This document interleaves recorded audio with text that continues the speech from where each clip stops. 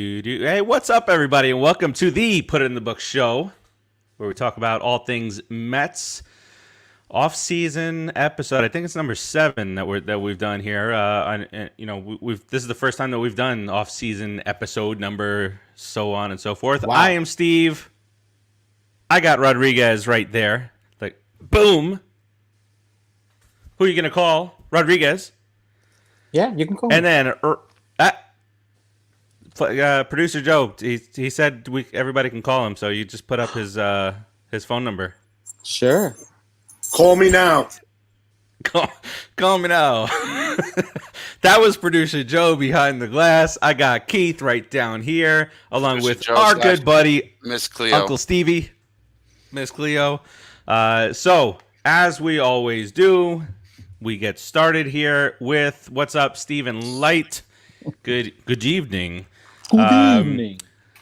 Let me pass on over real quick to Miss Alaris right down there to talk about Brooklyn Water Coffee Roasters. www.brooklynwatercoffeeroasters.com. Wait, hold on. Barbara, Mom said we couldn't wait a few minutes. We did. It's 6:08. Keith was late, so we had to wait. I was late by a minute and a half. And you know what? Liar! I said, go ahead and go on. I'll be on time just to jump in and do the ad. But we didn't want to do that. We love you too much. Oh, so it's your fault for waiting. Don't get carried away. Oh, whoa. It's your fault for making us love you so much. No. Hey, Diana. Love. Diana is driving but listening. We are Diana's rush hour drive home. We've made the big time, guys. We've made it. Wow. We're on the radio in a car. I'm going to make you not love me, Karachi. Here's the Brooklyn Water Coffee, www.brooklynwatercoffeeroasters.com. The greatest coffee in the world. Visit them, www.brooklynwatercoffeeroasters.com. Oh, my God. Use Pop Culture Pros and get your third bag free. Over to you, Farachi. Wow. See? I told you I'd make him hate me. He actually got the password right, too. www. Yeah, right? Well, listen, that's boo-hoo on you for not paying attention. I've got it right the last 3 weeks. But I've noticed. Yeah. BrooklynWaterCoffeeRoasters.com. It is really delicious coffee. Not just because they ask us to advertise for them. I'm telling you, I drink their coffee. Delicious coffee. Personally, as you all may know, and if you haven't watched the show before, it's your first time, welcome. But now you will know. Cinnabuzz is one of my favorite, or listening. There you go. For Diana. Brooklyn Water Coffee Roasters Cinnabuzz is one of my favorite coffees. It is a 50% more caffeine coffee, meaning each cup has 50% more caffeine per cup. So if you need a little extra kick in the ass in the morning, go for it. Cinnabuzz is delicious, but there's also a couple other flavors that are part of the high energy 50% more caffeine per cup line, such as Jacked Up Cupcake, what we like to call our friend Rodriguez over here, which is a rich vanilla, delicious, yummy coffee. That's what she said. That's what yummy. I binged The Office, by the way, before the new year. And it's funny because, everybody knows Mandalorian is a huge internet hit, right? Internet meaning like streaming service. And because everybody knew Office is going off of Netflix, it actually beat The Mandalorian in streaming hits, which is amazing. And I added to that. But BrooklynWaterCoffeeRoasters.com, definitely the 50% more caffeine line per cup is amazing. There's other flavors that are not high in caffeine, but just regular caffeine per cup, whatever that is, 20 grams. I don't know. I'm not a scientist. Don't call me Walter White. I bet Joe knows. I bet producer Joe knows. But producer he plays Joe, on TV. His measurements, not producer Joe's measurements, but he knows his measurements. I don't know. Not his it measurements, seems like Rodriguez's measurements are off. I see more orange than clear, so I don't know what you're drinking over there. But producer's part of that. Part of the non-high energy line, one of my favorites absolutely is Winter Wonderland. And from what I heard from Chris over at BrooklynWaterCoffeeRoasters.com through Steve, is you can order that all year long. I used to only advertise it this time of year, but it is delicious. I think it's a white chocolatey flavor. I'm not quite sure what else is in there, but it's amazing. Morning Wood is actually really good. I think it has... it can be. Yes. And if you don't relieve it without a cup of Morning Wood coffee, it can also be frustrating. But morning wood coffee is amazing. Yeah, I kept that clean, Fraudgy. Don't look at me. I was looking at producer Joe. He came through, but we'll finish up the spiel, and then we can deliver some science. Science! Wow. It is Education. amazing. And if you're not into flavors and all that, that's fine. But I'm going to continue talking about flavors because I haven't told you yet about the best flavor. Dark roast, dark chocolate. Chocolate. You know chocolate's bad for you, right? You know chocolate adds calories, right? But dark roast, dark chocolate coffee adds how many calories to your diet, Farachi? Settle! Boom! Drink it now. Okay. And if you're not into flavors, there's also the non-flavored coffee. I think the most popular coffee is the medium roast coffee. Either way, check them out now. www.brooklynwatercoffeeroasters.com. From their roastery to your front door. Guaranteed to ship within 24 hours of its roast date. So he roasts it, and that's the roaster spinning. I'm putting that together for you. And is it like a washing machine? It could be that too. It's actually this way. It's the coffee agitator. Within 24 hours, it ships out to you. www.brooklynwatercoffeeroasters.com. Use the code PopCulturePros. All capital letters. If you see it right there, scrolling on the bottom, you will get your third bag free. So what I would suggest is order your 2 favorite flavors or non-flavors and a third bag free. Try something out. You won't regret it. BrooklynWaterCoffeeroasters.com. You shall not regret. You will not. Scroll enough for your slacking app, Archie? Wow. Well, maybe next week you do the sharing. I could do that because sharing is caring. Sharing is caring. All right, so just to catch up, producer Joe did come through. 8-ounce cup of coffee averages 95 milligrams caffeine. Boom. Oh, what I say, 20 grams? You said 20. Wow. Well, I don't know what you do that you like to measure by grams. That's like water. Joseph Napoli, Barbara says dark chocolate is the best. It absolutely is. Joseph says you guys need to pick a different time. My bowling league is starting. Happy New Year's. Hey, Happy New Year back out you know what? to Let me tell you something, Joe. You can just right come there. back and watch us anytime, brother. Don't worry about it. There it is. Watch Go us bowl, later. have a good time. Go home when you sit in the bowl, take a shit later. Pop us on. Carry us around the house. You lay down in bed, finish watching the show, and go to sleep. All right. Listen, it's worth your time. Oh my God, Joe, throw a strike for the PIITB show. Do it, brother. Yes. Do it for us. All right. I mean, truthfully, most people do their work on the phone when they're. So I'm just being realistic, Rodriguez. Oh, that's so creepy sometimes. So I don't know. I don't know what we could. I wrote down a list of things we talked about. I don't know what we should start the show with. Has anything happened recently? Lately? Can't think of anything. Any good Yeah, we news? missed out on Kyle Hendricks. Let's talk about that for a while. Kyle Hendricks is gone. Schwarber went to the Nats, right? Schwarber, that fat guy from Did that Chicago. finally actually happen? What? Oh. Who's this? It looks like Who's Jose Reyes and some other skinny guy in Roosevelt way. Avenue. No way. Who's the I know Roosevelt those Avenue guy? guys. They were. Boom! Francisco Lindor is a New York Met. Wait, hold on. Cookie Carrasco is a New York Met. Hold on. Francisco Lindor, that generational player from Cleveland, he's on the Mets now? Yeah, a little bit. So the Hall of Fame?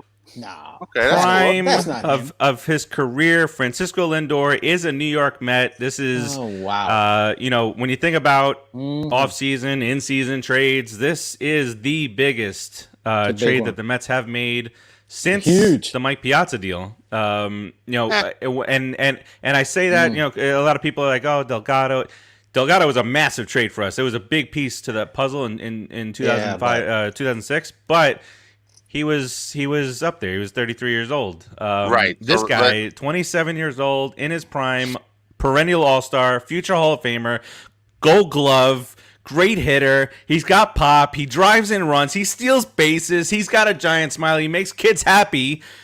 Talking to them on video. You see that? What else can we ask for? My God. Now, I mean, we obviously don't know what the future holds with this kid, right? Obviously, like Rodriguez said, we haven't signed him yet. We just picked him up. But I'm going to give you 2 things why I think this can be potentially. Wait, hold on. We forgot something. What? Cheers. Oh, yeah. Oh, are we doing the cheers? Where's producer We're doing a Joe? cheers. Producer Joe's got to come Is on. producer Joe coming on for the cheers? For the yes. Yes. There he is. Cheers to the New York Mets. Cheers to Uncle Stevie. Cheers to Porter. Cheers to everybody who got us this moment. And best of luck to Rosario. Best of luck to Jimenez. Cheers, fellas. Cheers, Uncle Steve. Salute. All right. Sorry, Keith. I would never interrupt you unless it was important. That's a bunch of bullshit, but I love you anyway, bro. So Damn. Asshole. Take that apology back. jerk-ass. Timmy, Frank. What's up, guys? Yeah, no, just Timmy two Tabala. quick points. I'm not going to elaborate, but man. just to throw it out The there. legend. Everybody, and we have also compared this to like the Piazza trade in terms of the impact and future impact it has on the club. Yes, I think it's there. We don't know yet, but here's two reasons why it can be better.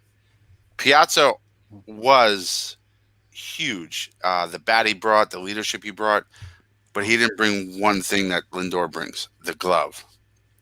Number one. Number two, I think Lindor's career can stretch a little longer than Piazza's based on the position he plays. So I think this can be even more impactful if we sign him long term than the Piazza deal. And that's a lot to say. I mean, and I love Piazza. He's the second best catcher in the team's history. So that is huge. You know what? Rodriguez, what do you think about this trade? Fantastic point. A fantastic point, Keith. Piazza is the second best catcher in Mets history, right? Yeah, definitely based on the numbers. So let's talk about Lindor, and let's talk about that guy that's coming along with him. This guy that's coming along with him, Cookie Carrasco, as they call him, he's a fantastic pitcher. The guy is an easy third level pitcher. A lot of times can be a 2. If it wasn't for Kluber and a couple of other guys that just happen to come along, he would be the ace of the Cleveland Indians staff for about 5 or 6 years already. So this guy's a fantastic player. I love Lindor. Lindor right away makes us viable, turns us into a team to be feared. He protects up the middle with that glove, with that arm. That's why he plays deep, because he's got a gun. He can cover pretty much from third base to second base easy. Freaking Janine Danielle Davis, she'll do much better now at third base, okay? It'll help the squirrel. He won't have to be a flying squirrel anymore. He can just run. You know, it's going to help Alonso, because that ball's going to come in high and right there and hard, man. This kid can play some defense, and he's a 30-30 guy. We got bona fide 30-30 guys with him, Conforto, Alonso. I mean, Davis may be creeping up there. You don't know. We have a really solid team. He makes us better offensively. He makes us much better defensively. And Cookie Carrasco is underrated, guys. This guy can have a fantastic year if he just plays up to his average. Playing up to his average on this team with this offense, the guy's going to be fantastic. Market. Great trade. Can I just pull away from Mets real quick? My buddy Dave Kremen out there. Dave Kremen. Fan of the show. Love you, Dave. Dave is a very long time friend of mine. And if you're in Queens, visit Cronin and Phelan's Pub out in Astoria. You will not regret it. Most amazing bartender, i.e. Dave. Where in Astoria is it? Astoria and Broadway. That sounds Steinway and Broadway. Right off. When was it? How long has it been there? Oh, I don't know, Dave, if you can answer that, but pretty much, I think since like the 40s or 50s, it's been there like forever. I've definitely been there. That bar. I've definitely been there because when I lived in Astoria. Dave Kremen has served me drinks since the legal age of 21, and all the guys from Woodside. So we love you, Dave. And he's a huge Met fan. Dave is the best. Dave. Yep. Follow. Guys, look at my arms. But if you're up in New York, just a quick shout out. Go to Cronin and Phelan's. Go there for lunch. Stop there for dinner. Stop in for a pint of Guinness. Whatever you want. Trust me, you will not regret it. Sorry, bro. I used to alternate. My buddy Dave. I did used to go there, and I used to alternate. There was also a bar called the Sofa, in Astoria. Yeah. In Astoria. That's a what? Was it a second floor joint? No, it was on it closed. It has since closed, but basically it was just all kinds of like really comfortable and fancy, weird kind of sofas, nice vibe, dim lighting. It was a nice place. Yeah, Cronin's is more traditional Hippity Irish dippity. and great food and beer and liquor. Yeah, and liquor. I do want to. Tim brings up a good point because I did want to talk about this part of it. Because either way you look at it, it is a blockbuster deal because of the names that were involved. But the Indian fans, I told you guys day one, the Indians fans were furious because I saw a bunch of boards and whatnot, and they were saying we wanted to get the Mets involved because they can give us all this stuff. And all we got was Rosario and Jimenez and some, who knows what they'll be. And actually, a couple of people were like, none of these guys might pan out. And I got to tell you, a lot of people, not just the Indians fans who were, a little salty about this deal, but baseball people around the the experts said that the key in this trade was Jimenez, and that the Indians will start Jimenez at shortstop. He'll be their starting shortstop, which is really interesting because you get that dynamic of the Mets. Was it going to be Rosario or was it going to be Jimenez? Right? We talked about that it was Rosario's job on this show, but now they both pick up and move to Cleveland, and now Cleveland has decided. Right. And now Cleveland is leaning towards, at least right now, and there's plenty of time to go, spring training and whatnot, but they're leaning towards Jimenez starting at shortstop and trying to figure out where Rosario fits. So the Indians fans are like, you guys should have thought about this beforehand, where these pieces will go. But, Cleveland, slow it down just a little bit. Rosario is a solid major league player. He's had his ups and downs in the field, and yes, don't go by 2020 because who knows what would have happened. He could have gotten hot the next 100 games, so you just don't know. I think he's gonna get better, bro. I'm telling you, I don't see any reason why. Better. He's improved every year except for last year. That's it. I just think that he may really end up in the outfield. He doesn't run like a shortstop. He doesn't cut like a shortstop. He doesn't seem to have the shortstop instincts because he plays up. So that means either he doesn't have a strong arm, and that to me, that's what that means to me. If a shortstop is playing up, he doesn't have a strong arm. Okay, and if he's playing back, he has plenty of range and a strong arm. That's how as a hitter you tell the difference. So if I see a shortstop up, I'm gonna try to hit it as hard as I can to him because he's not gonna have enough time to react like most of the other guys do. So that means he has a weak arm. So maybe Rosario's better suited to play center field or left field or right field, play in the outfield. Why not? Well, so he has long strides. He's a fast something kid, interesting that came up is that the Indians are now potentially going to trade what's this guy's name? The third baseman. Hold on here. John Doe. It doesn't matter. I don't think that's his name. They're going to give it to Rosario? Jose Ramirez. So the early thought, this is really early thought, is that if they do trade Jose Ramirez, that opens up third base for Rosario. They also talked about then maybe Rosario goes to short, Jimenez to third. Well, let me interject on that because that's kind of really odd because our manager was talking about Rosario becoming a third baseman, how much useful he would be to the team if he started playing more third base. So that kind of like trickles in there. Like maybe these guys were talking about Rosario at third or stringing that along or saying that maybe Rosario could be a third baseman so the Indians will bite like they did.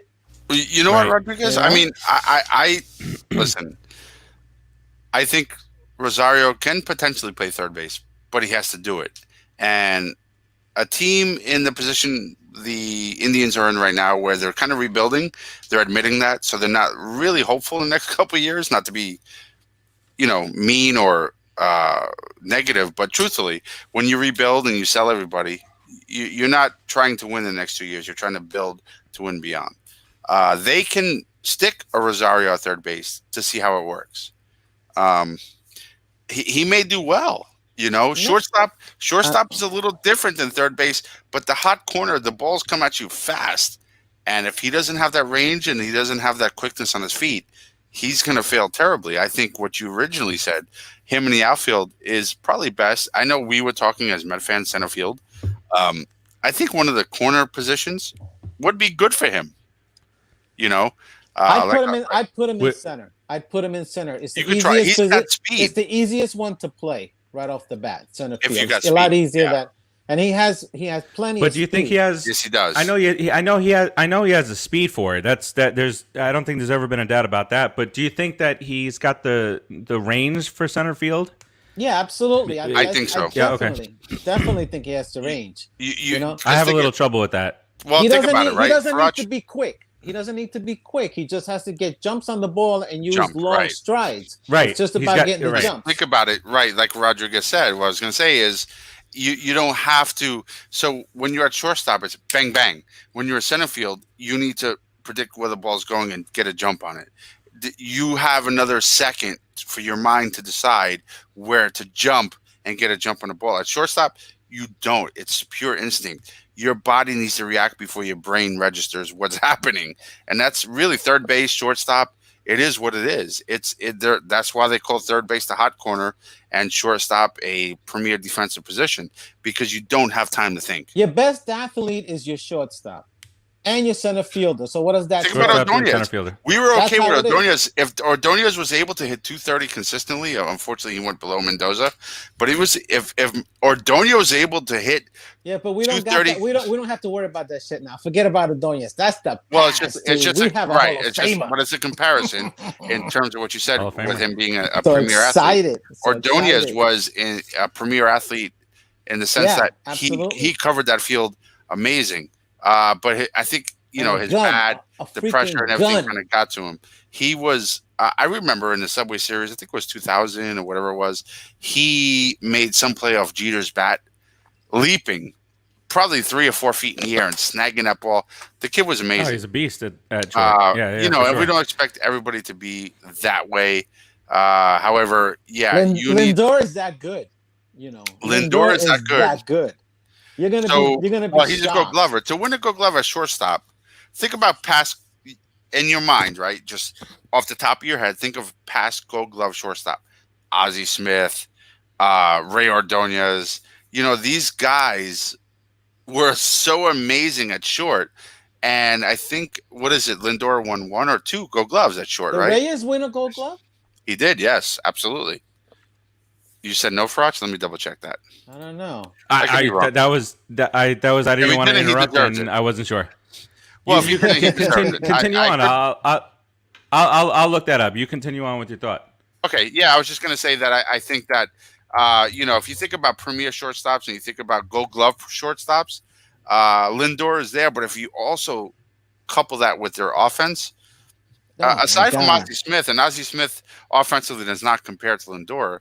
But Ozzie Smith was an average hitter. He was good. Stole bases. Towards the end, he raises that. He became like a 300 hitter. Yeah, 280. He learned how to slap a lot. Yeah, and he would steal 20 bases. I mean, and Lindor. I hated him. I hated his guts. I hated his freaking backflips. Yeah, me too. But as a baseball fan, as much as I hated him. Yeah, LaDonna. As much as I hated him, I appreciate him. It's the same thing like Tony Gwynn and these guys. I hated them. But from a baseball perspective, I admire them so much. Such amazing players. So, I can hate you. I don't know about Larry at third. I think I may still always hate him. But somebody like that first baseman that plays in Atlanta right now, I respect him a lot. Not enough to give you his name, but I respect him a lot. There's certain baseball players out there that just earn that respect. Larry, you don't earn nothing. But Larry was a great baseball player. Nope, he sucked. It was terrible. And a great competitor. No, Larry. Let's not talk about what he played. And he's always speaking positively about us. He really. You know what? He always says the nicest. You know what? Him and Smoltz. They're always very positive about us. Raj, I gotta give you that. One thing he does subscribe to is respect your enemy, and he did respect us. He named his Bro. kid after our freaking stadium. Well, dude. that was Not for him. disrespectful. Not for That was him. I disrespectful. don't care. Yeah. I mean, come All on. right, so Reyes did not win a Gold That's Glove, why I and hate I him. gotta, you know, Reyes did or not? Ordonez? you guys were talking about Ordonez. I'm sorry, No, Reyes. I was looking at Reyes. Oh, it was Reyes. Yeah. Yeah. No, I never said said Reyes. I Reyes said or he might have won Ordonez. one.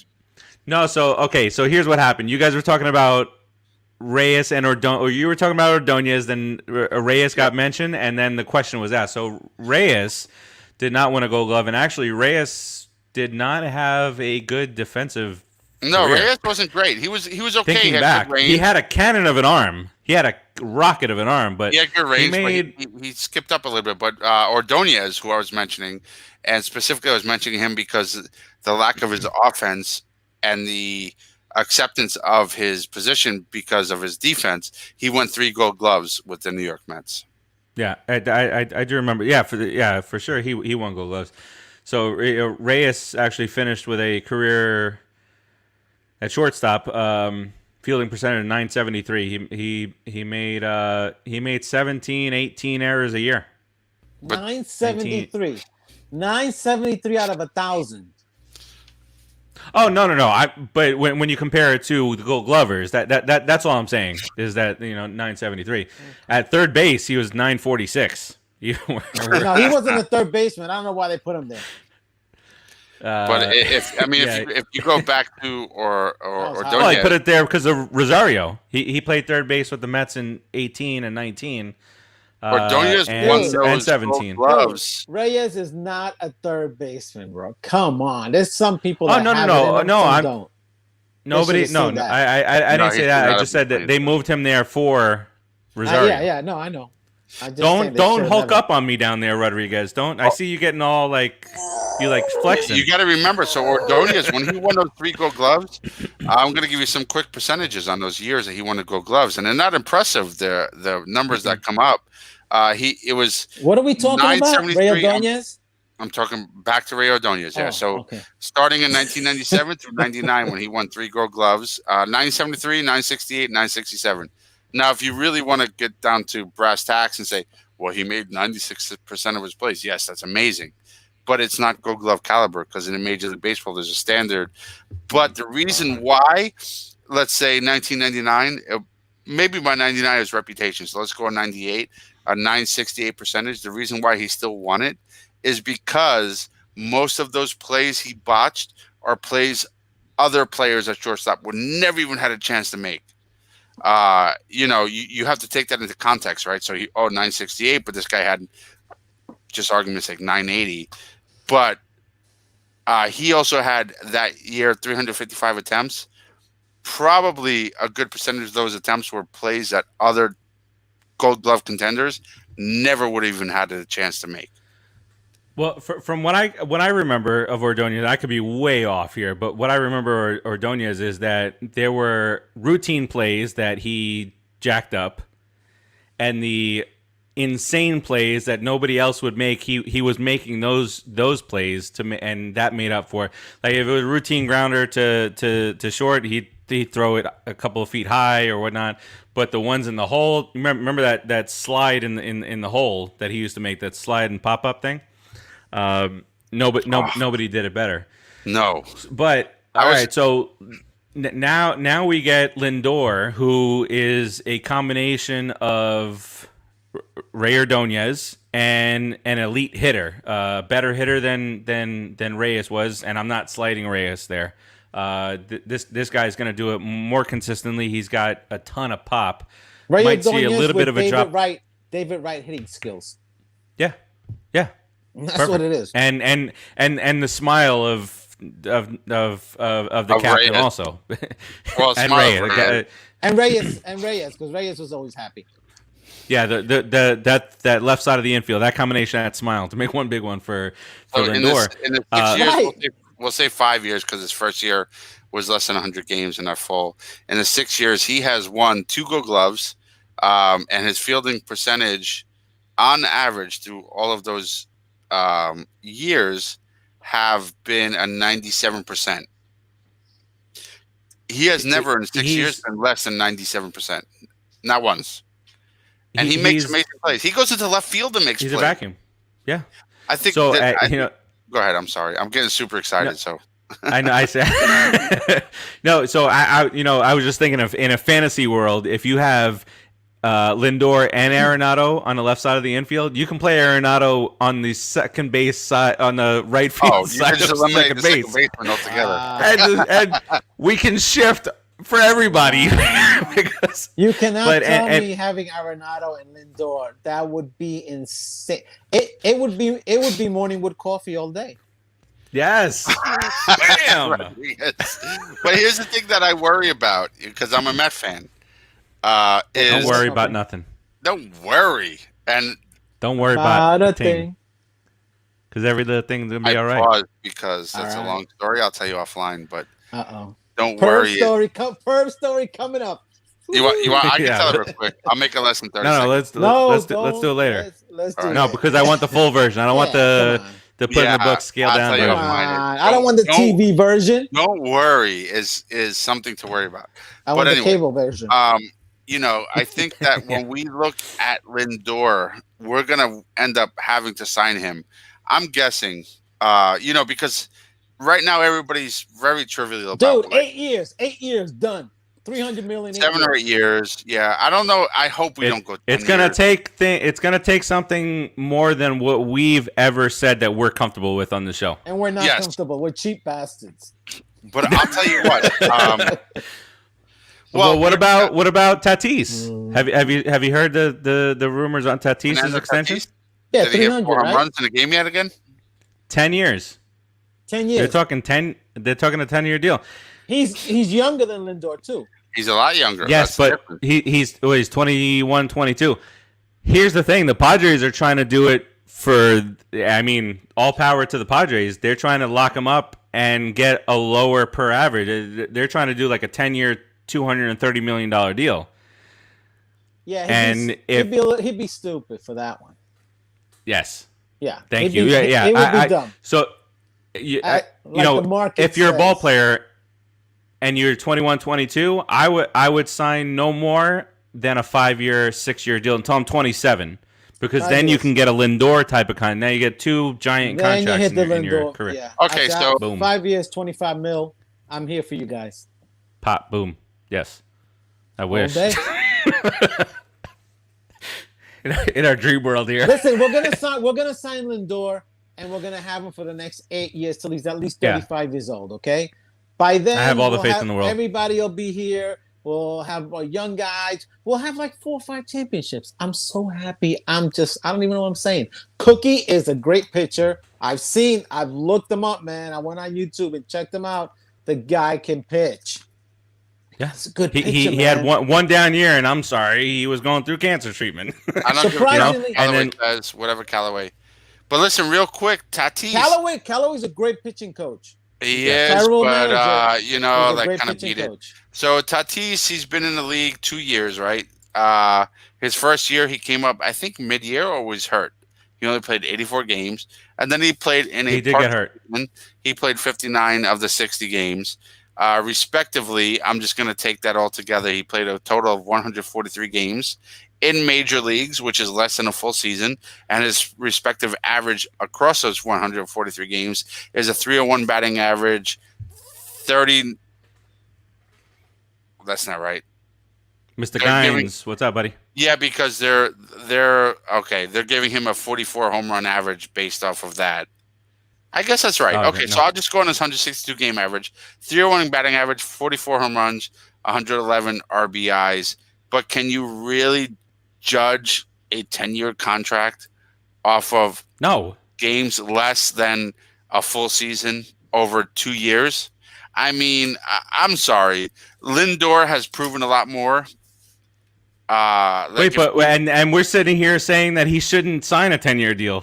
We're saying that he should take less money at 5 years. Because he's 29, right? So I guess you got to take a gamble. No. Sorry. Here's the Ordonez Reyes mix up again. I was talking about Tatis on the 10-year deal. And we're saying, maybe he shouldn't. Maybe he should just sign 5 years, 6 years until he's 27 to get another deal. Obviously, different story for Lindor. Lindor is 27. I'm sorry. Yeah. So, to me personally, if you sign Lindor to a 10-year deal, the only risk you're taking at that point is health, just like any other long-term contract you sign. At And 35, 36, I 37. am super adamant against long-term deals, but this guy is a generational player. But you were also against trades this offseason, so you're coming around. But if you remember, I was against trades if it's not for the right player. I never said I was totally against trades. I just don't want to trade away. You said that you'd rather have Arenado than Lindor.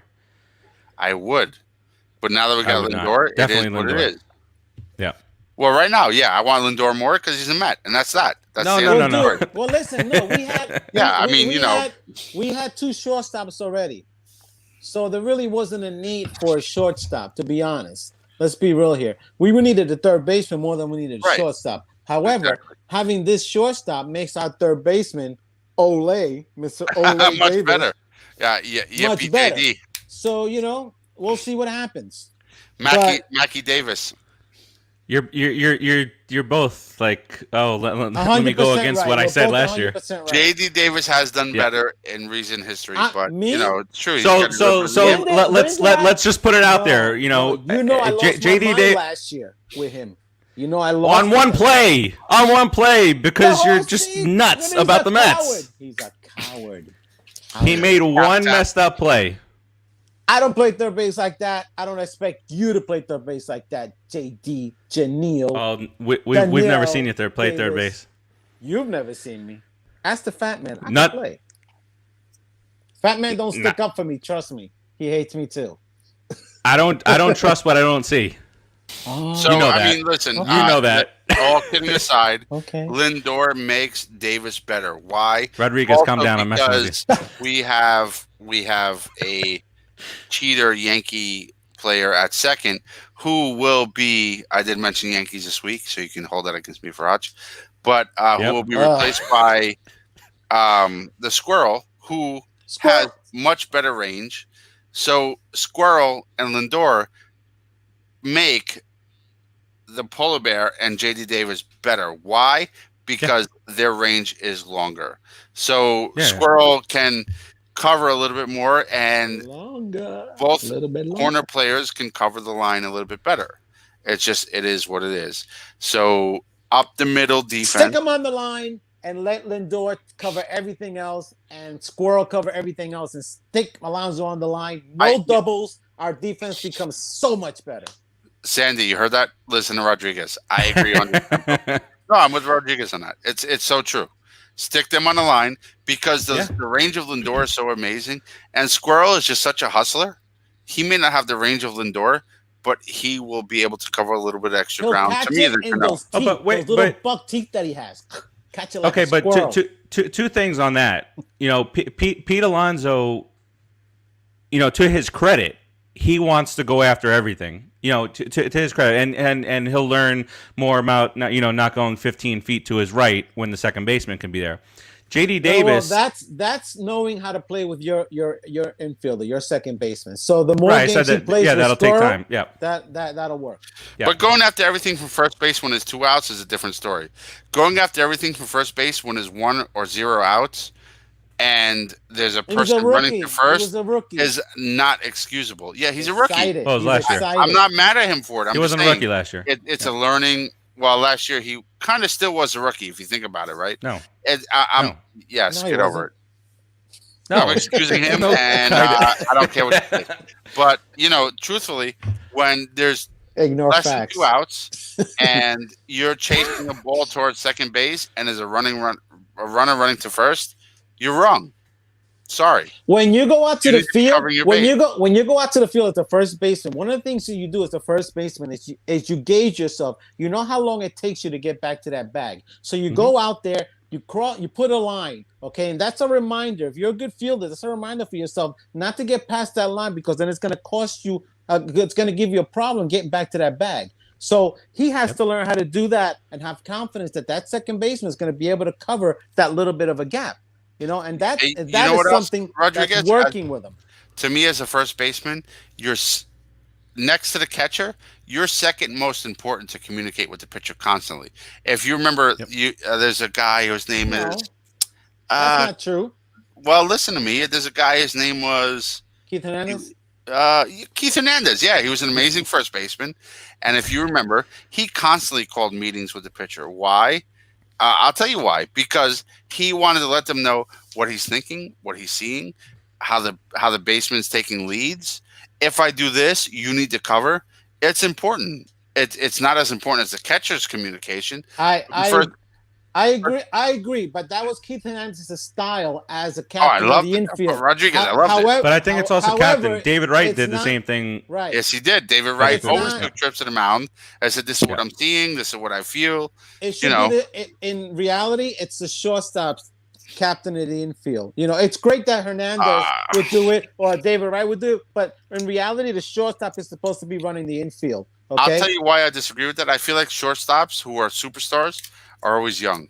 I feel like third baseman and first baseman are always veterans, and maybe that's just my experience. Fine, but that can't be. It's not. That's fine how it turns out, or whatever. However you want to say that. I'm saying that the shortstop is the one that should be running the infield. He should, but you know what? That's like saying Stella is like an old woman's name, but they were once a baby. They were once 8 years old. They were once 10 years old. There's also a streetcar named Desire, Stella.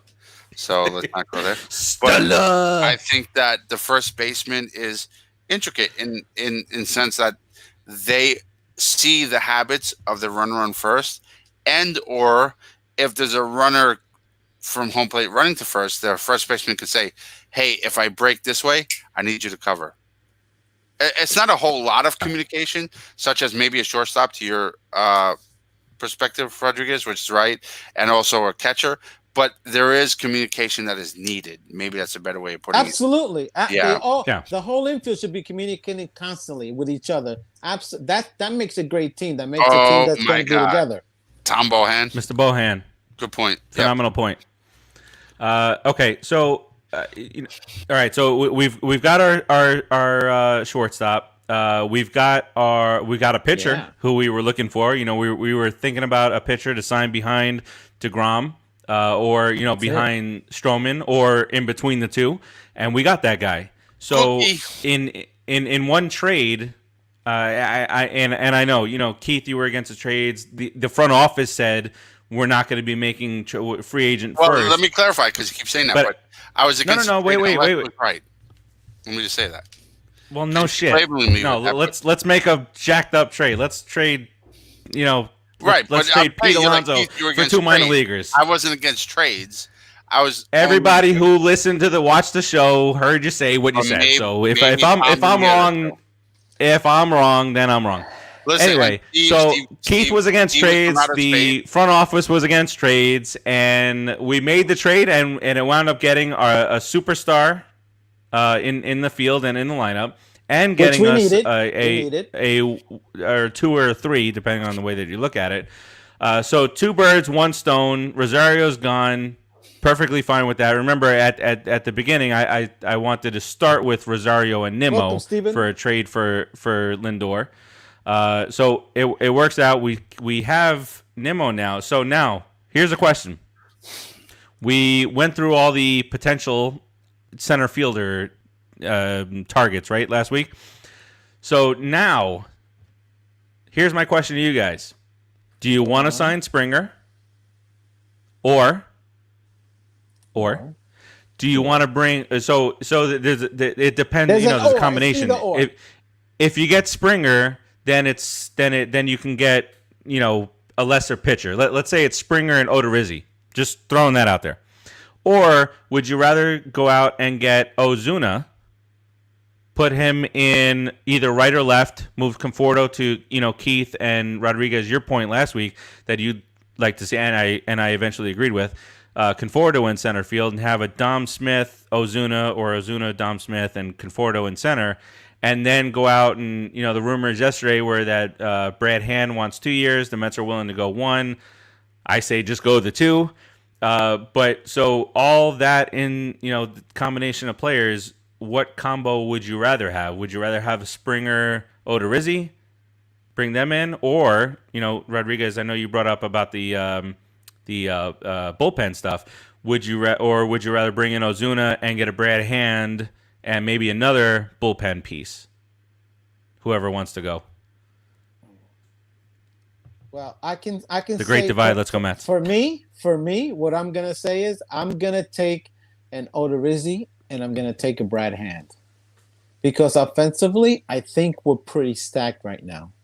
And if I have to choose between those things, I'm going to take another starter, which we do need until Noah gets back. And that even after Noah gets back, because I don't believe Noah should come in and start pitching every fifth day. I think he should, take it as it goes. Okay, take it slow and try to gear towards the playoffs if we make, provided that's what we should be gearing for, the playoffs regardless. Did I hear you say if? No, I said we should be gearing towards the playoffs regardless, no matter what. That's where we're going. So I take Odorizzi, I take a Brad Hand, and then it gives me more flexibility with a Lugo, with Sam McDonald, those guys that are the guys that could be starters and could be relievers. I could take a starter out, give them a little bit of rest, bring these guys in if they've been in the bullpen for a couple of days, and they need some work. Just, it gives me a lot of flexibility as a manager. I mean, as far as offensively goes, I mean, I have a plenty of offense. The only thing that I'm not making strong again is my outfield. But I think if you take Conforto, I've seen him play center field those games, and what was it, like 2-3 years ago? I think he's when Nimmo had the neck thing. Yeah, I think he plays a good center field, to be honest with you. And if you take Nimmo, a combination of Nimmo and Smith. And Nimmo, Davis, and Smith, depending who else we bring in, I think we're not challenged offensively, man. We can hit, we can play with the big guys. Our defense is good enough right now. Center field would be a little bit of a weakness, but I can see Conforto making all the plays that he has to make. Well, so I'm taking what you just said. I'm taking 2 pitchers, starter and a guy in the bullpen. I want that staff. I want the starters and the bullpen to be strong, super starters and super bullpen, and I'll win a championship that way. I guarantee that for sure. So there's a thought process out there that says, yeah, we are loaded in the lineup, so it's okay to bring a guy like Jackie Bradley into center field. I'm still not sold on the lefty and the lefty and the lefty and the lefty. But Keith, I want to pose a question to you but Tom just gave me a little bit of agita, but we'll talk about that in a second. But Keith, I want to add one more player into the fold for you. So I firmly believe I think they can sign a Hand, Odorizzi, and Ozuna. That's my thought. But Keith, now we hear today you that gave me either ors. So no, I know. No, yeah. So today we hear. Today I hear, we hear that Kluber, who 23 teams were supposed to go and visit, 25 teams went, and he was beyond impressive. Now, is this an Instagram video impressive where it just doesn't calculate? You mean like your video at the batting cage? yeah, or the videos that we talked about last week. Harvey? So. Yeah, Harvey. Yeah. First of all, anybody that falls for Harvey, okay, put him in the bullpen somewhere. I'll take him back. Congratulations. I'm sorry. Of course you do, Rodriguez has a soft spot for Harvey for some reason. Okay, but Keith, introducing Kluber into this because I'm assuming with the tryout stuff, you can get him relatively inexpensive. So now you got Hand out there. You got Kluber, you got Odorizzi, you got Ozuna, pieces that we would like to have. Oh my God! What combination do you feel is realistic here? So I think, first of all, I think Springer is a done deal. A done deal in terms that he's got to come down on his asking price. Yeah, I don't think we're getting Springer for a number of reasons. One, what you just mentioned, he is asking for a way high asking price. I think Ozuna, who is a past Gold Glover, potential 30 home run guy. He's very sporadic, but his sporadicness is 240 or 300 hitter. His power is always there. His ability to drive in runs is always there. and he's a stellar defender. I like Ozuna. If we can somehow manage to get Ozuna, Brad Hand, and who was the third person you mentioned? Odorizzi? Odorizzi or in Kluber? Okay, Odorizzi, for a relative price in terms of somewhere in the range of $175 million that Springer's asking for, we go for it. I think Springer's done deal. I'm kind of over him at this point. Yes, he is he's a good defender. He's a good power guy. He's a good ball player. I'm not subtracting anything from him. But if you were to tell me Springer, Ozuna, Odorizzi, Brad Hand, obviously you're addressing three needs. You're addressing defense, you're addressing power, you're addressing starting needs, you're addressing your bullpen over a center fielder. It's not even a question. Springer, see you later. Ciao, bacalao. Out of here. What do you need that? Well, yeah, what do you need him for? I'm going to add Odorizzi, who's a solid starter. He's going to be a fourth or fifth starter. He's going to be out there every fourth or fifth day, and he's going to give everything he got and give you a chance to win. Then you got Brad Hand, who's going to be able to extend to the closer. I don't know if it's Sugar or who at this point, but he's going to be able to. Yeah, Brad Hand's going to give you that chance to get you towards the back end of the bullpen, which we seem to be solidifying. And then Ozuna. I mean, Ozuna's worst year, I don't have the stats in front of me. I can pull them up, but just off the top of my head, Ozuna's worst year, 240, 29, 30 home runs, 90 to 100 RBIs. I'll take that as a crap year any day. Any day. Even though you're a Marlin and an ex-Brave, maybe we can straighten your little twisted ass out. His worst year, you're right, Keith, was in St. Louis. He in 2019 he had 241, 29 home runs, 89 RBIs. I mean, I'll take it. Bring it. That's your bad year. Let's go, baby. He's a Pascal Glover. It does create a bit of a conundrum because then what do we do with Nimmo? What do we do with? We better hope that DH comes out. Yeah, okay. Yeah. Right. We better hope for the DH. It does create a bit of a backlog, we'll say. But, I'm a Met fan for a very long time, pretty much my whole entire life. I am okay with backlog problems of good players.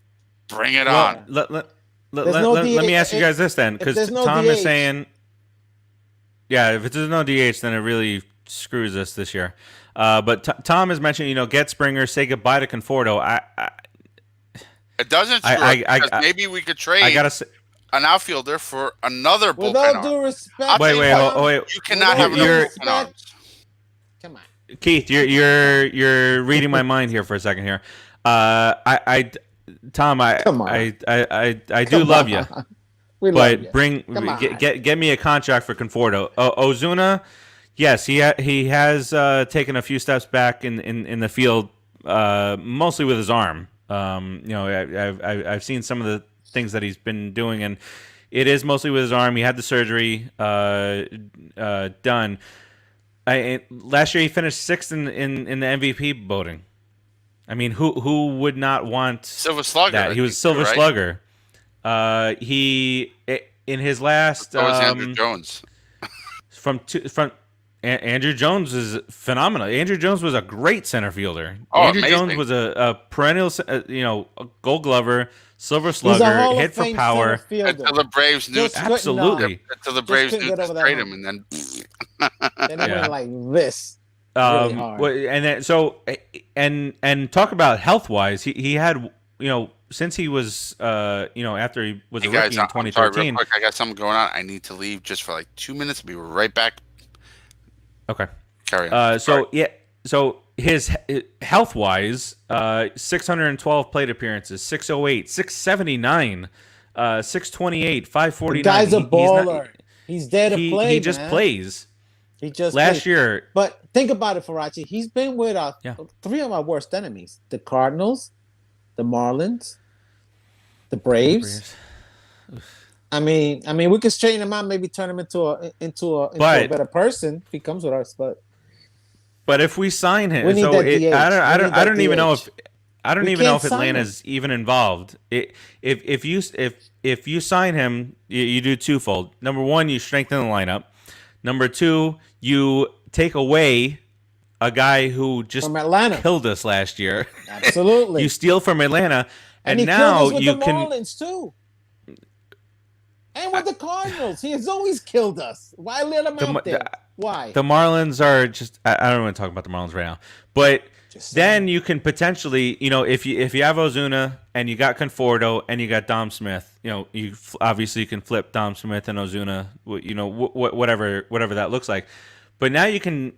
I know he's the popular guy, but we've talked about trading him before in the last few episodes. We talked about trading Nimmo, but if you can turn Nimmo and another guy into, let's say, a Josh Hader from Milwaukee. You don't have to trade Nimmo. Why do you need to trade Nimmo? If we get the DH, because you mentioned backlog. But I'm saying if there's no DH and we have a cluster out there. But then you got next year. But then you have next year.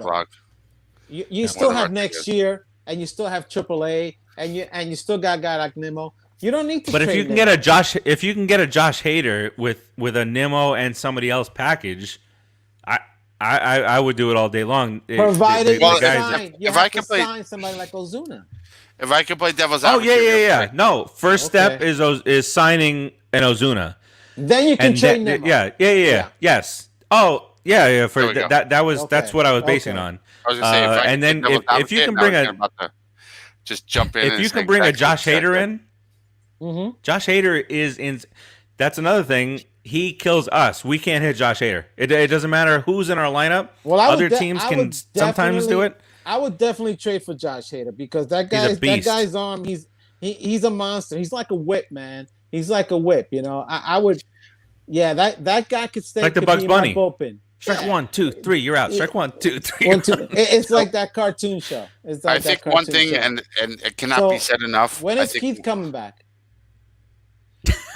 I think one thing that we've all learned, and everybody in baseball have learned, is you cannot be short of arms, whether it's front or pen.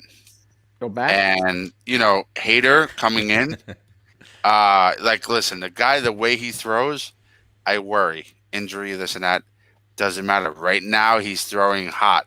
I wouldn't want him long term, but, my God, you cannot have enough arms in the pen or front end.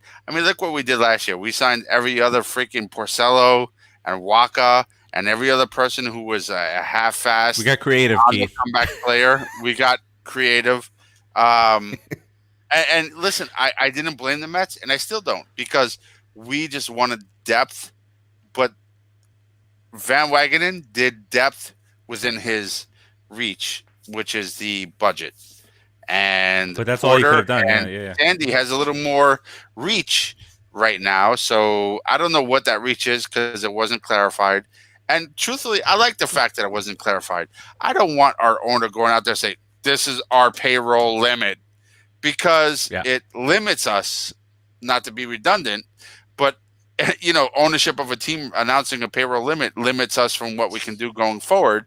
And it actually makes players who are free agents or premier players in the league stray away from us.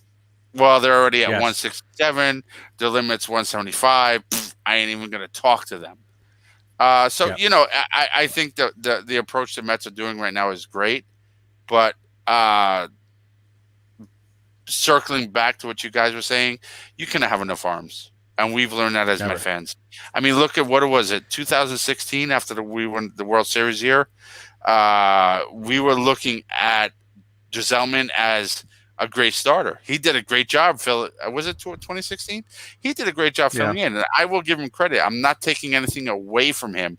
But you do not want a Giselman as your backup plan. You just don't. Did you see Giselman and Noah? Giselman and Noah hanging out and working out? Did you see those I did not. Instagram? I think Giselman cut his hair. I think he's got like he dyed it. I think he looks. He's not the Brown Jr. anymore. He looks fabulous or fabulous? I like him a lot, but fabulous. The thing is, Giselman is a good.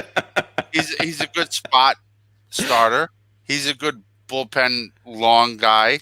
and those are super important to any championship. I'm not taking anything He away got from him, rocked. He's been getting. I think rocked he's the shit. last couple of years. I honestly think he's but I shit. think he's been misused. He needs an off-speed pitch. Everything he throws He needs is to go play 92 for the and Seattle above. Mariners. Oh. Can I Alright, give a little credit to our current coach and manager, Castro, No. for just going Raul ahead, Castro. Oh, Who? not him? for just going ahead and Luis Castro Castro. Oh, just Luis Castro. for just going ahead and making some Who's tough Luis decisions last Castro? year. What's his name? Did I say it wrong? I've been drinking.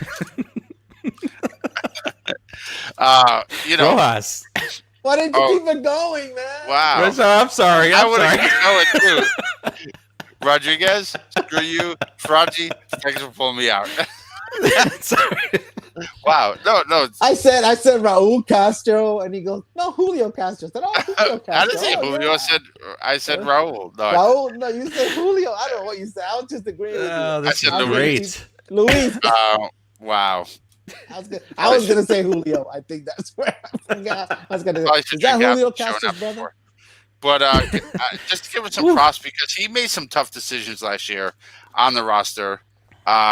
For example, he pulled some what we consider premier players before the season started and went ahead and just put what he felt was the best player in that position. I hope he continues to do that. He is not a pussy. And I think that Like Callaway. I think Callaway in a lot of ways was. You look a lot Callaway, like Callaway. to me, Callaway's a good coach, not a good manager. Does that make sense? looks like Callaway. Why do I look like everybody? Farachi looks like Callaway. Fraji looks like Hojo-san. But I think that Luis He owes me money. Do it. I think that Luis, what's his name? Castillo, our manager. I think he's made some great decisions in terms of. I think producer really, Joe's hitting the rum too. I think he's made some great decisions in terms I of. think he deciding- fell and his bracelet is not working. So I think we need to call 911 for producer Joe. He might have fallen and he's trying to get up and hitting all the buttons. 9911 911. Nine Juan. He's in Venezuela. He can't help you, producer Joe. What is happening right now? I've fallen and I can't get up. The dog came over and started taking over the producer's duties. Keith, what is that? Popeye? We're all gonna fade to black in like 2 seconds. Yeah. Oh, that was pretty good. But Castro made some. Not tough Castro. decisions. Who's Castro? Luis Castro, the second baseman. Hey, he's a good guy. All right, listen. Two more things, and then let's wrap this bad boy up. It was very interesting to hear Sandy talk about yesterday. Because we talk about this. Don't make me laugh. It's like the weasels in Roger Rabbit. It gets contagious. You know what happens if you don't stop laughing? that. You're gonna die laughing. All right, so Sandy comes out yesterday and says, "Look, Sandy Castro comes out and says, if they had signed Real Muto." Keith. Oh, he's switching on us. If they had signed Real Muto, then maybe this doesn't happen. The Lindor Carrasco trade doesn't go down. Right. So that now I'm even more thankful that we didn't get Real Muto. You don't want to come here. You don't want to come. I did. I did until you started showing me the way where he, not necessarily wanting to come to New York, and then look. Guys, it's 30 to 35 days away from spring training. Other teams they don't have their shit together. We got our catcher, and all these Met fans out there on all these groups that saying, "Stop it! It's January. Where are our free agents and all this stuff?" Listen, we got our catcher. We dramatically, and I cannot say it more, dramatically improved our shortstop. How much did we our improve shortstop our position shortstop? we dramatically improved our rotation. We've improved our bullpen. Cookie. McDonald and Trevor May. Bullpen. We got Cookie. Listen, if you're not like if the offseason ended today, I'd be thrilled. It's successful. And there's still more to come. But It can happen. You Met fans out there that are constantly pooping milk and glass is half empty. You got to calm down and see. Look, we signed Trevor May. We got McDonald, who he was a career minor leaguer, but 20 teams wanted him. Everyone wanted him. Can and I just he chose the Mets. Your complaining and wah nonsense. I would like to say that our fans. Yeah, you were. Rodriguez, was he complaining? Yeah, these stupid milk fans. Yeah, he's a complainer, man. I just want to say, all you fans who are on the Put It in the Book show page on Facebook, for the most part, I would say 99+%, you are not that way. So please join us on the Put It in the Book show on Facebook, the PIITB show on Instagram or at Twitter, and Twitter too. Because we don't bitch and moan and we don't get all negative. We don't get all negative like Farachi. What is he talking about? I'm just saying that we don't do like this. We don't say like, wah. Yeah, like you, Farachi. Yeah, just like so you, we're Farachi. not. Farachi's a part of our group, but he is not a part of our. That's right. Negativity. I'm not part of your group at all. You're not part of our negativity. You're not part of our negativity at all. Yeah, and maybe tomorrow when you're sober and go back and listen to this, then you can see that I did not say that everybody was like that. I said for you Met fans that are. You know what is all that? What is that? One side Mets fan something. Okay. Yeah. All they do is post nonsense crap. And if you it's all this complaining down the list. And if you're watching the show, it's because you're smart. But everybody else in your group is dumb. Muy inteligente. Join Put It in the Book show. Yes. Oh, if you're not as dumb as if every time somebody posts something stupid in your group and you get frustrated, Brian Hump sucks. Join the Put It in the Book show on Facebook. Trust me, you won't deal with that nonsense. It's true. No, they're dumb. Join us. Well, you're not dumb. Join us and learn. They're dumb. We'll have some fun. No, they're dumb. I don't want you. You're dumb. Right. All right, listen. I want to go through. I want to go through a few facts. Smart and stupid. So we're gonna end this on a positive, and then I want to ask you guys a question, and then we'll close it out. So here are some facts from my brand new 2021 New York Mets calendar. Yes, I like that. These are all positives, guys. All positives. Okay. David Wright is the Mets' all-time leader in career WAR for position players at 50.4. That's new. That's one. Positive. Wow. I'm glad you're leaning towards the new. Daryl, wow, suck money. Good job for us. Let me go to the negative Facebook groups where you comment telling them stop being negative. New change, trying to be positive and stay away from the nonsense. Darryl Strawberry started in right field for the National League in 5 consecutive All-Star games, 84 to 88. Well deserved. 1991. Yes. Hojo, my mom's favorite player on the Mets all time, and my father. 1991. I remember this, and I used to play the video games in '92 with the '91 stats. 38 home runs, 117 ribbies. Switch hitting third baseman, my man Hojo. Phenomenal, and he used to smash the ball. Smash it. 30-30, man. Oh, we're not confirmed. Listen, if we confirm Hojo as my dad, I am owed some funds. I'm owed some funds. Hat. Oh, it was a Hojo hat that I wore every day. I 30 because I want free tickets. Well, no, all the money goes into us. We're a team here. Oh. Yeah, we're gonna DNA test the hell out of you. During 2018 and 2019, Jeff McNeil, the Squirrel, set club records for most hits, 189. Highest batting average, 337. Highest on-base percentage, 394. By a Mets player in his first 150 games. Okay, that's what I Those are big categories to do that in. It's a big deal. And he's a baller. Fine, because half of them were trivia and half were facts. Mm-hmm. We'll save the trivia. Cool. Last one, 1983. Rusty Staub had 8 consecutive pinch hits. Yeah, matching the single-season MLB record set by Philadelphia's Dave Philly in 1958. And one more fact. That's my boy. While with the Mets in 2001, Lenny Harris, Mr. Pinch Hit himself, that guy was every single time he came up as a pinch hitter, Man. you come up clutch. Fantastic. He broke Manny Mota's career record of 150 pinch hits, and he finished with 212. He did it as a man? Well, he tied. Oh no, he broke the record. He broke the 150 hit mark. Wound up. I know that I think he ended up with the Marlins. Did he? After us, he won 212 pinch hits. I mean, that's wow. not. That's not. That's a great season. That's okay. Terry Final Pendleton. thing. What are you talking about? Ugh, Terry Pendleton, get out of here, you stupid Brave and Cardinal douche. Douchebag, all right, fat douche. Here now, this is a 162 game average, and I want to know your thoughts on this. Can Bob Uecker stats, our right? current third baseman do this?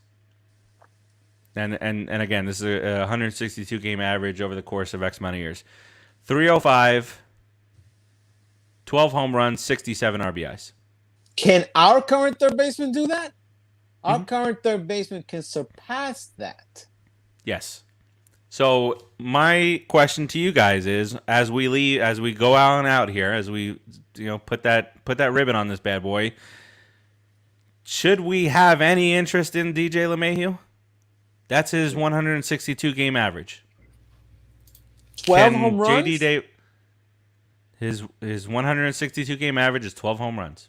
He had 1 year out of the teens. It was with the Yankees in 2019 with 26 home runs because of that short porch in that right field. Before that, even with Colorado, he played 155 games in Colorado. He had 8 home runs, 15 home runs in 2018. I used to criticize me that. Personally, you know how much I hate Colorado players. I think they're but he hit 8 home runs. But 8 home for runs. the last couple of years, he's been a beast for the Skankies.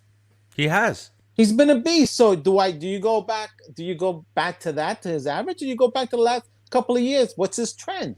Does it look like he's going down? According to his trend, it looks like he's a monster. In the last couple of years, yeah, to your point, Rodriguez, he's been one of the best players in baseball. But how do you go from 15 34 years old, right? 34? No, 30. He's going to be 32. Okay, how do you go from 2014 on? He played almost the entire season, 146 games or more. 2018 he played in 128 games. But his home run totals from then, 2015 he played 2014 he played 149 games, and at Coors Field he had 5 home runs. 2015, 150 games, 6 home runs. 2016, 11 home runs in 146 games. 155 in 2017, 8 home runs. 2018, 15 home runs in 128 games. 2019, 145 games, 26 home runs in Yankee Stadium. Yeah, I don't know how you go to that. I thought he was a bigger home run hitter because I used to pick him up in the fantasy leagues, DJ LeMahieu, and I knew to pick him up just for a short spurts because he was a Colorado guy. But definite average guy. I thought he was like a 15 to 20 home run guy.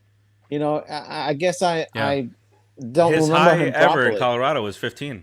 In Colorado, he played 7 years and hit 49 home runs. Yeah, that's why I never understood why he was such a big deal with the Skankies. I know. So what's the deal? It's that wind tunnel thing. Said he plays in a minor league stadium, but he's a right-handed hitter, especially for lefties. Yeah. But he's a right-handed hitter. But he's got some pop to right. He's got the pop to right, and remember that stupid scientific stuff. The wind tunnel. A right-handed hitter who has pop to right is something you got to respect, Yankee Stadium or not. But 300-foot fence. That's not what I'm going with this. Where I'm going with this is, yes, if you look at LeMahieu, he has been over the course of the last, we'll even say 5 years, one of the best hitting second basemen in baseball. But he is 32 years old. He is on the verge of his decline. The guy is stellar. He can hit. He's got a glove, but he's looking for what? 5 years? If he's going to sign 2 He can years stay with with us, the Skankies. right. If he's going to sign 2 Yeah. years with us, let's do it. But at 32 years old, going into the 2021 season, if he's going to be able to sustain a long-term contract, it's usually with a team that has invested in you already. Yankees, possibly Colorado, but they're not on that path. I don't see the Mets taking that type of contract on from a 32-year-old person. Steve Cohen has admittedly said he does not believe in really signing older players to a long-term contract. It is not our path, and we are not getting him. So it's something. Yes, we can argue and talk about all day, but it's just not going to happen. That's right, It's not in Manny. the Mets' future. Yeah, I mean, well, today it was reported that they have mutual interest, so that's why we brought it up. Mutual interest because probably we made a extension to him. You got to take what you got to take what the media says with a grain of salt, right? So we could have made an extension. We could have made a contract with him and said, "Hey, 3 years, $70 million," and that because they're looking at that offer is mutual interest, but he's really looking for a lot more. I think he's looking for like 5 years plus. The length of the contract is the problem for him. Yeah, because of his Reyes. Ray. Little Ray there. Little Ray. All right, so we'll talk more about Rayo. Yeah, we'll talk more about LeMahieu if he's still in the news for the Mets next week. Yeah, we don't. All right, so him. look. Skanky. We had a really tiny trade to talk about, and that dominated this hour and 15 minutes or so, and rightfully so, because we're excited as hell about it, and we got our superstar. Yeah, you definitely are. Real quick for and Tom, an all-star pitcher, for Tom, us three, and the older Met fans. I don't want to get blocked on Google and Facebook, so I'll cut it short. But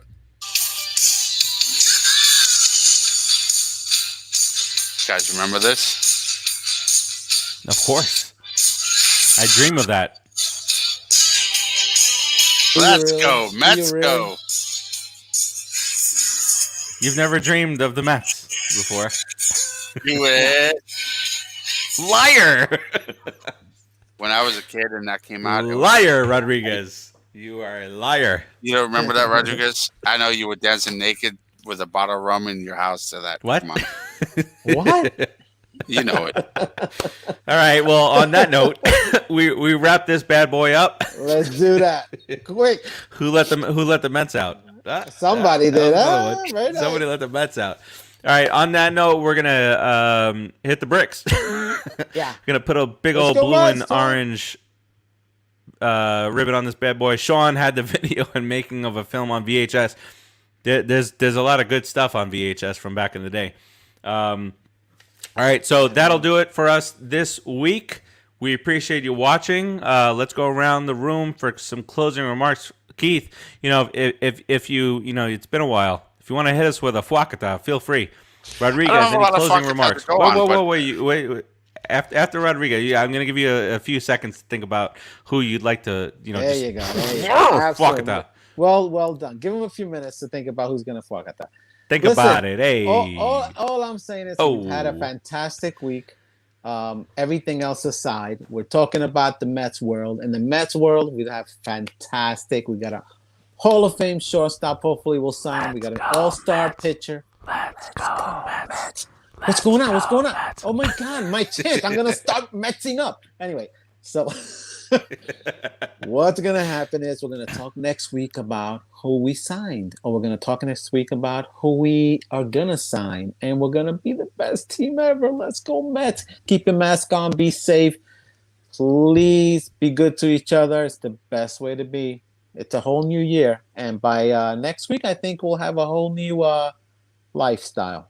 So. Hopefully, everything will turn out okay. God bless.